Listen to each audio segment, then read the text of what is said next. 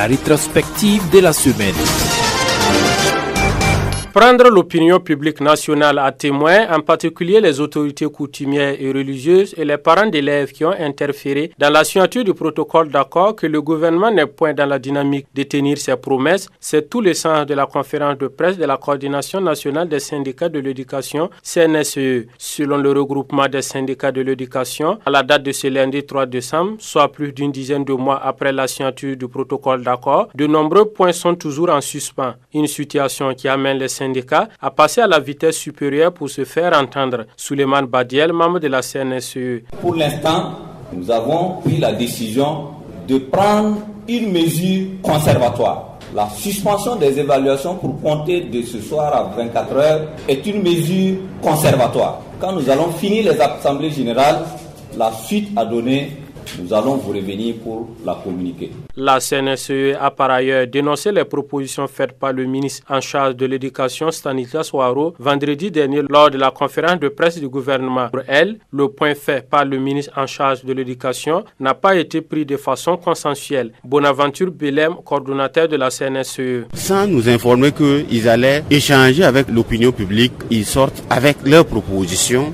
que nous venions de prendre pour analyser, pour étaler, pour dire non, c'est ce que le gouvernement accorde. Nous, en tant que coordination nationale des syndicats de l'éducation, nous avons participé aux travaux de Koudougou, mais il n'y a pas de consensus pour le moment parce que nous entendons avoir un statut véritablement valorisant et non un statut au sein duquel on baptise des emplois sans une amélioration fondamentale du vécu de l'ensemble des travailleurs de l'éducation. La levée ou le maintien de la suspension des évaluations dans les établissements sera donné à l'issue des assemblées générales de la CNSE dans la région du centre le 5 décembre et dans les régions des hauts-bassins du nord du Sahel, de la Bokoul de Mouhoun, de l'Est, du Sud-Ouest et du Centre-Ouest le 8 décembre, a fait savoir Bonaventure Belem.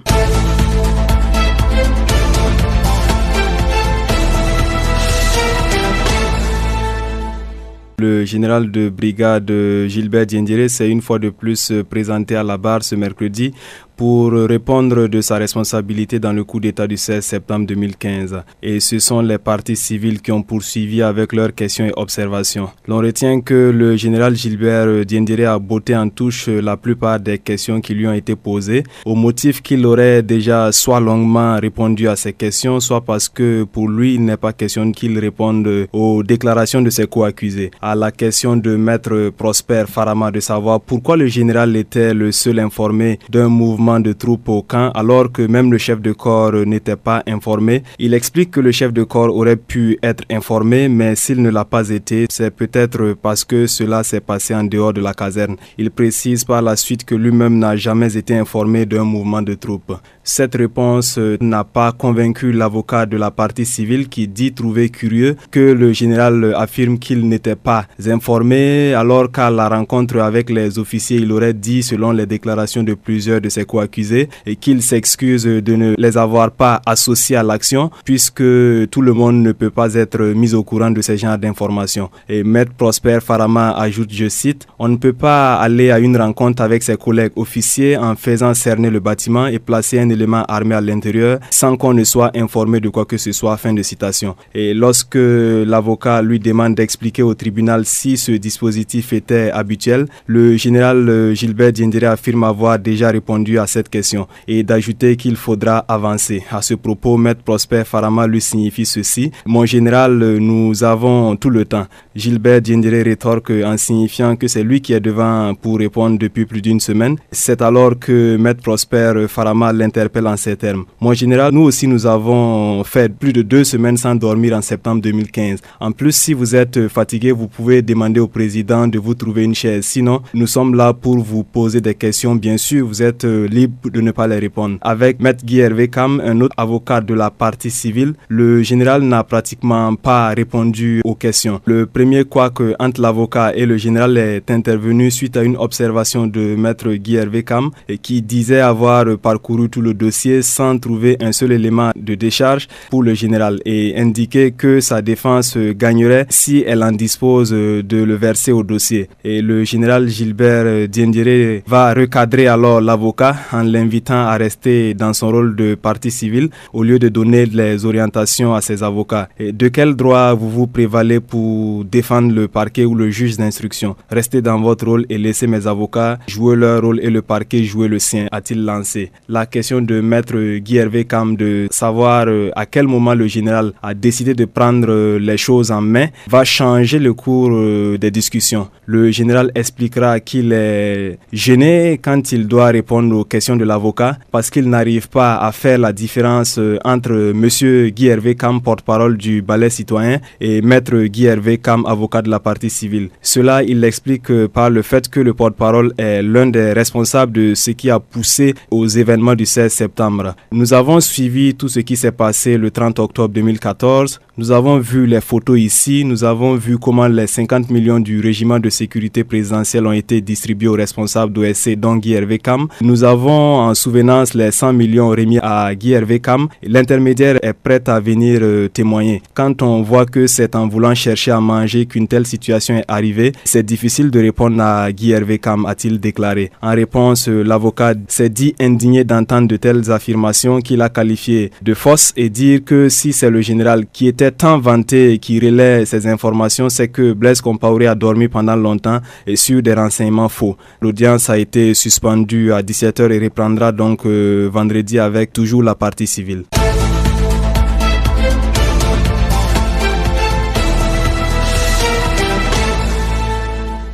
3 ans après l'adoption de la loi anticorruption, cette loi peine à être effective dans beaucoup de ses dispositions. C'est pourquoi, en prélude à la journée internationale de lutte contre la corruption qui se commémore chaque 9 décembre, des organisations burkinabées de lutte contre la corruption, dont l'ASELC et le RENLAC, ont décidé de porter la réflexion sur la question de l'opérationnalisation de la loi anticorruption. Foi du contrôleur général d'État Luc Mario Sebriga. On se rend compte que la loi, elle est complète, elle est efficiente, mais elle peine à être efficace. Donc, il nous appartient de faire en sorte que les dispositions qui sont prévues d'apparence puissent être opérationnelles. La question des cadeaux, quelle est la procédure que l'on doit utiliser pour que ceux qui doivent déclarer les cadeaux le fassent? Pour lui, il existe des dispositions intéressantes pour prévenir la corruption, mais dans les faits, il n'y a aucune application. Ainsi, les enjeux et perspectives de la mise en œuvre de la dite loi, l'état des lieux des sanctions pénales applicables aux auteurs de corruption et autres infractions assimilées, et les actions citoyennes pour prévenir la corruption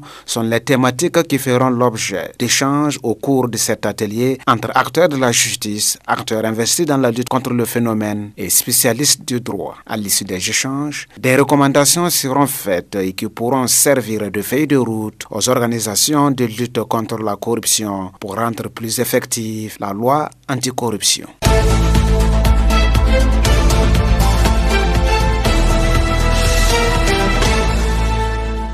Faciliter les dénonciations de faits de corruption, promouvoir les bonnes pratiques en matière de lutte anticorruption et faciliter l'accès du citoyen burkinabé à l'information budgétaire. C'est l'objectif affiché par le réseau national de lutte anticorruption RENLAC et ses partenaires à travers la plateforme anticorruption Venom. Selon le secrétaire exécutif du RENLAC, cette plateforme est un outil de plus pour dénoncer la corruption au Burkina. Claude Ouetta. Le téléphone vert permettait effectivement à ceux qui ont des téléphones simples de pouvoir effectivement dénoncer la corruption. Maintenant, je pense qu'on a un outil supplémentaire qui va permettre à ceux qui sont connectés autrement de pouvoir également dénoncer. Mais je pense que sur cette plateforme, on fait aussi de l'éducation, puisque on va donner des documents, on va parler des bonnes pratiques et les dénonciations seront également là. Donc il y a plusieurs fenêtres pour pouvoir effectivement parler de la corruption. Venom anticorruption ne sera pas une tribune pour faire des dénonciations calomnieuses. C'est pourquoi Claude Ouetta a rassuré que les mesures seront prises en vue de se rassurer de la pertinence des dénonciations. Quand vous dénoncez, en fait, votre dénonciation ne vient pas directement sur la plateforme. Il y a des administrateurs de la plateforme qui sont des agents du RENLAC qui sont là pour filtrer les dénonciations. Lorsqu'on voit qu'une dénonciation n'est pas une dénonciation clean, on est obligé effectivement de ne pas la laisser passer. La plateforme anticorruption Venom s'inscrit dans le cadre du projet Accroître la participation citoyenne à la lutte contre la corruption et à la redevabilité publique à travers une plateforme d'information anticorruption. La rétrospective de la semaine. Le réseau national de lutte anticorruption RENLAC relate dans son rapport différentes formes de pratiques de corruption dans le secteur de la santé. Il s'agit entre autres de la vente directe de produits par des agents de santé qui ne sont pas des pharmaciens, de surfacturation des médicaments et du non-paiement à la caisse des frais de consultation ou d'examen. À ce propos, le réseau note que 16 personnes sur 38 dans un même centre hospitalier ont fait des paiements sans passer par la caisse. Comment cela se passe? Sagado Nakanabo, secrétaire exécutif adjoint du RENLAC. Nous avons retenu le témoignage d'un médecin d'un CHU qui dit ceci, et je le cite. En réalité, tu peux donner des bulletins d'examen à un malade et tu lui dis d'aller régler à la caisse pour faire l'examen.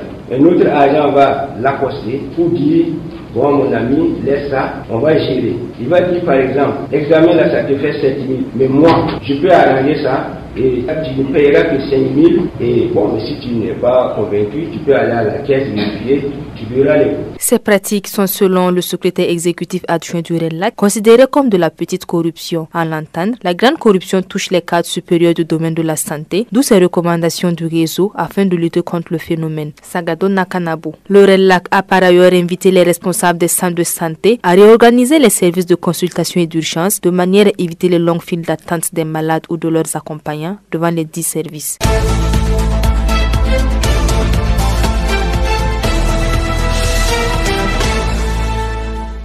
Le collectif des organisations démocratiques de masse et des partis politiques CODEMPP et la coalition de lutte contre la vie chère, la corruption, la fraude, l'impunité et pour les libertés CCVC maintiennent la flamme de la lutte. Cette année encore, ils vont commémorer la 20e année consécutive de l'assassinat de Norbert Zongo et ses compagnons sous le signe de la justice et la vérité pour ces derniers et contre les crimes économiques et de sang. Pour ce faire, c'est toute une série d'activités qui sera organisée selon le porte-parole du CODEMPP et de la CCVC, Chrysogones Zoukmoré. À Ouagadougou, le 13 décembre 2018, à 7h, rassemblement au cimetière de Gonguin pour le dépôt de gerbes de fleurs, le recueillement et l'hommage à Norbert Zongo et à ses compagnons, aux martyrs de l'insurrection populaire et de la résistance victorieuse au putsch.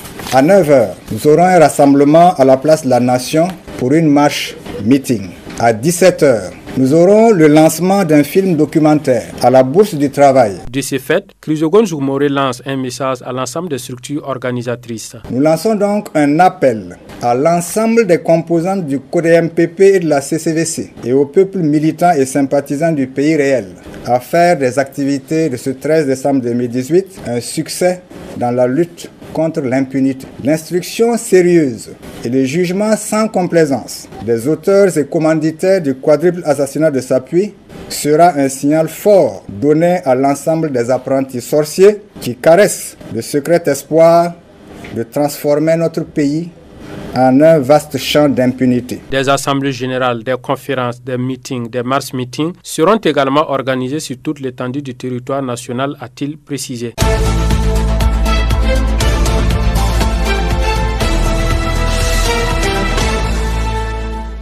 François Compaoré pourra répondre devant la justice burkinabé dans l'affaire Norbert Zongo après l'avis favorable de la justice française sur la demande d'extradition de celui-là qui est considéré comme le commanditaire. Pour Maître Prosper Farama, le frère cadet du président Compaoré gagnerait à venir répondre des faits à lui reprocher. De notre point de vue, c'est même dans son propre intérêt à lui. Parce qu'aujourd'hui, beaucoup de choses se disent sur lui par rapport à son implication dans ce dossier. Moi, j'aurais été à sa place, j'aurais saisi cette aubaine pour m'expliquer sur ce qui m'est reproché. Parce que tant qu'il restera à l'écart de cette affaire, il ne pourra pas éviter que le Burkinabé et des millions de citoyens à travers le monde rattachent son nom à l'assassinat d'un journaliste. Alors que lui s'en défend en disant « je suis innocent ». Moi, c'est d'ailleurs pour cela que moi je suis étonné par sa posture, qui donne l'impression qu'il fuit la justice. À la question de savoir s'il n'y a pas de risque que François Compaoré s'évanouisse dans la nature, l'avocat de la famille Zongo explique qu'il ne sera pas libre de ses mouvements avec le mandat d'arrêt international qui pèse sur lui. Prosper Farama. Le mandat d'arrêt n'est pas uniquement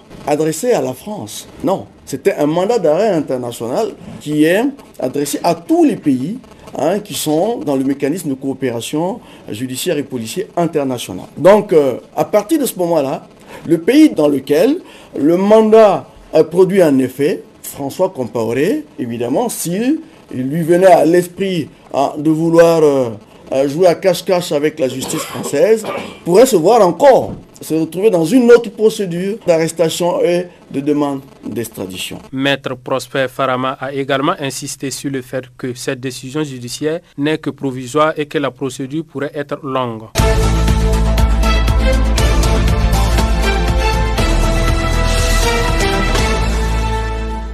La coordination des élèves et étudiants burkinabés SEB dit s'offusquer de la lenteur de la justice sur le dossier de leur camarade Flavien Nebié tué au cours d'une manifestation d'élèves le 6 décembre 2000. Selon elle, ce dossier est toujours au point mort bien qu'ayant fait l'objet de dénonciations dans un rapport du mouvement burkinabé des droits de l'homme et des peuples MBDHP. En plus de la lenteur de la justice, la SEB note que le pouvoir MPP continue dans la même lancée, que l'ancien régime a protégé les criminels qui ont versé le sang de leurs camarades dont Flavien Nebié, Émile Zigani, Blaise Sidiani, Dabo Boukari, le journaliste Norbert Songo et ses compagnons d'infortune. Et la coordination de souligner que la commémoration de ce triste anniversaire intervient dans un contexte particulier, marqué par une dégradation des conditions de vie et d'études qu'elle qualifie de vertigineuses. Elle dénonce le désengagement de l'État dans le secteur de l'éducation qui s'est renforcé ces dernières années avec le plan national de développement économique et social PNDS. Ce désengagement se traduit par la poursuite de la privatisation de l'école avec des frais de scolarité et des cotisations APE élevées, rendant l'école inaccessible aux enfants du peuple. À cela s'ajoute l'insuffisance d'infrastructures, du personnel enseignant et de matériel didactique. Au niveau social, la coordination dénonce l'irrégularité de la cantine scolaire, de même que l'insuffisance et la mauvaise qualité des plats servis. Elle cite également l'inexistence de moyens de transport pour les élèves et étudiants. La SEB exige par ailleurs une gestion transparente et un élargissement de la base de l'octroi des bourses scolaires. Ainsi, en ce jour d'anniversaire de l'assassinat de leur camarade Flavien Nebié, elle appelle l'ensemble des scolaires et étudiants à commémorer avec succès ce 18e anniversaire en exigeant toute la lumière dans l'assassinat de leurs camarades. Elle appelle également au renforcement de ces différentes structures sur le territoire national et à la mobilisation dans la lutte contre l'impunité.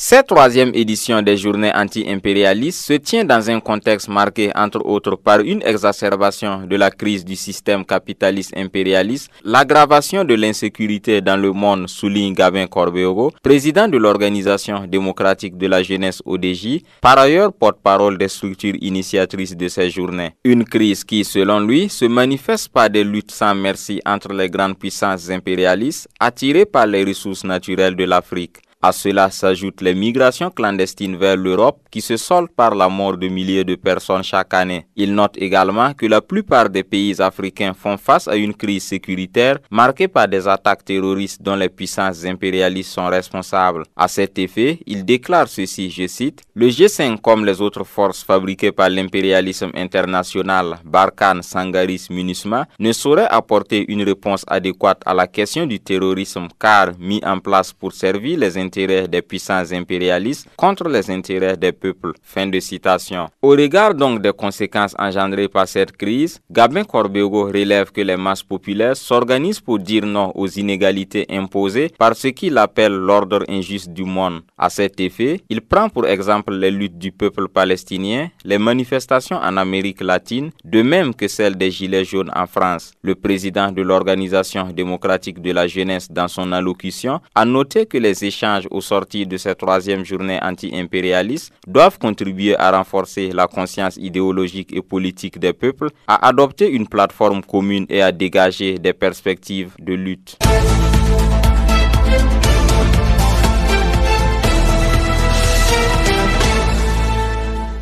D'entrée de jeu, Ali Sanou note que la situation internationale reste marquée par une crise qui se caractérise par l'aggravation des rivalités entre les puissances impérialistes pour le repartage du monde. Le continent africain n'est pas à l'abri des convoitises de ces puissances qui, selon le panéliste, rivalisent d'ardeur dans l'organisation de sommets tels France-Afrique, Union européenne-Afrique, États-Unis-Afrique, Chine-Afrique, Inde-Afrique, sous prétexte de vouloir nouer des partenariats privilégiés avec le continent. En plus de ces sommets, c'est le déploiement des forces militaires étrangères, notamment françaises et américaines, en Afrique qu'il pointe du doigt. Pour preuve, à l'instar de nombre de pays africains, le Burkina Faso a sur son sol une base militaire française et un centre d'écoute américain. Ce qui fait dire aux panélistes que c'est la course à l'occupation militaire du continent sur fond de rivalité qui est enclenchée. Mais que cherchent ces puissances en Afrique? Pour le secrétaire général du MPDHP, ces raisons sont d'ordre économique, politique et diplomatique et visent à maintenir le continent dans une aliénation culturelle et scientifique. Économiquement, il note que le continent dispose de ressources naturelles gigantesques. Et sur le plan politique et diplomatique, Ali Sanou estime que la France tire l'essentiel de son influence dans le monde de sa présence en Afrique, à travers notamment ses interventions militaires intempestives. Sur le plan scientifique et culturel, le panéliste relève qu'au nom de la libre circulation des idées, il se déploie à travers des médias occidentaux dans les universités, au cinéma, un modèle culturel bien précis qui véhicule des dogmes politiques, des conceptions économiques et des valeurs sociales élaborées pour servir les intérêts de la puissance dominante. Les accords de partenariat et de coopération entre anciennes métropoles et pays africains sur le plan économique, militaire, monétaire, financier et commercial sont ainsi pour lui l'expression de la domination et l'exploitation impérialiste des pays africains. La domination politique, elle, se révèle également, selon Ali Sanou, à travers la remise en cause des souverainetés nationales et populaires des pays africains au point que les peuples n'ont pas le choix souverain de la nature du régime politique qu'ils entendent instituer. Cette ampleur de la domination et de l'exploitation pour lui constitue un véritable obstacle au progrès économique et social des pays africains. C'est pourquoi il trouve justifié le combat pour la libération nationale des pays et des peuples africains et appelle à l'action pour des changements révolutionnaires. La rétrospective de la semaine. La domination et l'exploitation impérialiste ne sont-elles pas le principal obstacle à l'indépendance et au progrès social et économique véritable des pays africains? La réponse à cette interrogation est affirmative selon le secrétaire confédéral chargé du suivi de la législation du travail et des normes sociales de la Confédération générale du travail du Burkina CGTB, Moussa Diallo. Dans sa communication, le syndicaliste relève que la conséquence de cette domination impérialiste se situe visiblement à deux niveaux. La première marque de cette domination, selon lui, est la confiscation de l'indépendance véritable des pays africains qui se voient dicter dans leur politique de développement par des institutions financières impérialistes telles que la Banque mondiale et le FMI, et aussi avec des chefs d'État qui se comportent en véritables valets locaux de l'impérialisme international. La deuxième conséquence visible selon le syndicaliste est le blocage du progrès social et économique véritable des pays africains, matérialisé en outre par l'imposition de mesures d'austérité comme le programme d'ajustement structurel, le pillage des ressources naturelles, l'adoption de codes miniers flexibles et attractifs. Tous ces faits, selon Moussa Diallo,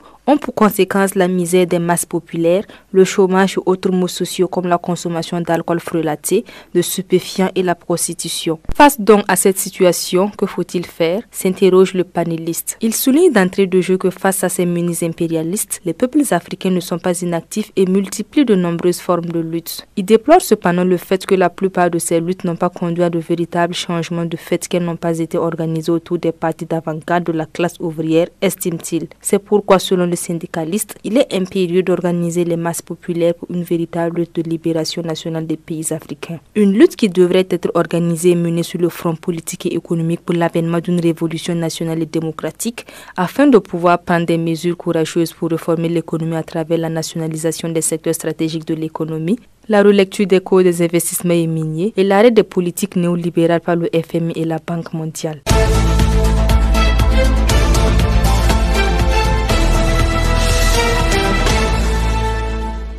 Dominique Yamiogo, bonjour. Bonjour. un projet de loi relatif à la ratification de la convention de concession révisée pour l'exploitation des transferts ferroviaires entre le Burkina Faso, la Côte d'Ivoire et la Citaraï vient d'être adopté par l'Assemblée nationale. Que incriminez-vous dans ce projet de loi? Ce que nous incriminons, c'est que c'est une privatisation encore plus poussée. Parce que la concession prévoit à une durée de 30 ans. C'est quand même long, très long. Donc dans ces conditions-là, c'est pas ce qui peut se passer en l'espace. Ensuite, le concessionnaire a été défaillant durant la première phase. Il devait de l'argent, des dettes à l'égard des deux États, Côte d'Ivoire comme Burkina, qu'il n'a pas pu payer dans un intervalle de plus de 20 ans. Et dans le projet de concession, il demande encore des différés, parfois de 5 ans, pour pouvoir régler ses dettes. C'est quand même un problème. Alors que nous savons que en la matière, le chemin de fer, c'est la sueur et le sang de nos aïeux, de nos grands-parents, pour que le chemin de fer voit le jour.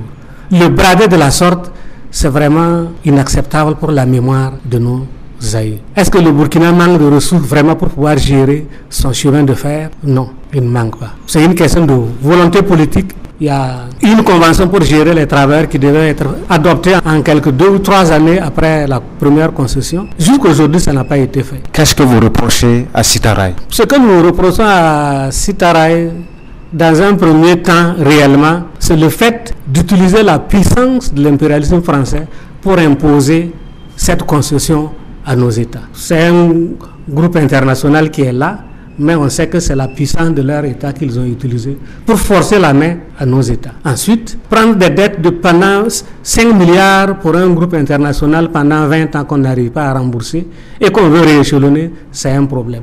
Prendre des engagements pour adopter une convention pour gérer les travailleurs et ne pas le faire en 20 ans, c'est réellement un problème. Parce que quand nous avons suivi, les syndicats du Burkina, en réalité, n'ont participé absolument à rien. Et alors que tant qu'on n'adopte pas une convention, c'est l'ancienne convention qui doit prévaloir. Or, Citaraï refuse aussi d'appliquer l'ancienne convention. Il se réfère tantôt à l'ancienne convention quand des aspects l'arrangent, mais quand les travailleurs posent les problèmes en disant il faut l'appliquer puisqu'il n'y a pas de nouvelle convention, Citaraï se braque. Donc, c'est vraiment des problèmes que nous avons vécu au niveau de l'ensemble de la situation. Tout ce que vous relevez, les députés le savent certainement. Finalement, comment appréciez-vous leur acte? Oui, les députés le savent, puisque au niveau du mouvement syndical, l'unité d'action syndicale a envoyé une lettre au président de l'Assemblée nationale exposant la situation, les préoccupations, les attentes, les récriminations. Donc les députés n'ignorent pas cela, en disant que la ratification de la convention en l'état pose réellement des problèmes, ce sera un bradage du patrimoine national.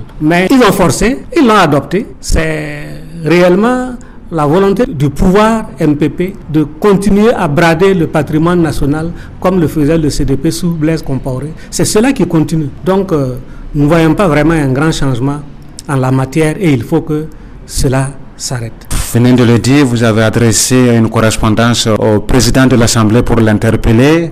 Finalement, vous n'avez pas été entendu puisque les députés ont adopté finalement ce projet de loi. Aujourd'hui, quelles sont vos attentes? Quand nous allons avoir de façon précise tous les détails sur la ratification, nous allons réaviser parce que nous avons seulement noté qu'ils ont fait quelques amendements, des actes en marge pour pouvoir gérer le volet social, mais il reste à voir comment ça va se concrétiser sur le terrain. Mais dans le fond, nous continuerons la bataille contre la privatisation, contre le bradage du patrimoine national, particulièrement le chemin de fer, qui doit relever quand même de la souveraineté de nos États. Cette bataille-là, nous allons la poursuivre, parce qu'on ne peut pas accepter cela. Aujourd'hui, ce n'est qu'un tronçon, mais si un jour il y a le chemin de fer entre le Burkina et le Ghana, ou bien entre le Burkina et le Mali, ou le Togo, ou le Bénin, cela veut dire que les autorités et le groupe Bolloré va continuer encore à vouloir s'accaparer de tout cela. Tant qu'on n'élève pas la voix, tant qu'on ne poursuit pas cette bataille-là, c'est tout le patrimoine qui sera bradé à ces multinationales. C'est une victoire d'étape pour le groupe Bolloré, mais nous ne pouvons pas accepter que le patrimoine national là soit vraiment bradé. Et ce n'est pas notre dernier mot. Nous allons encore aviser en la matière pour ce qui est de la bataille pour sauvegarder le patrimoine national comme le chemin de fer. Dominique Yameogo, merci. Merci.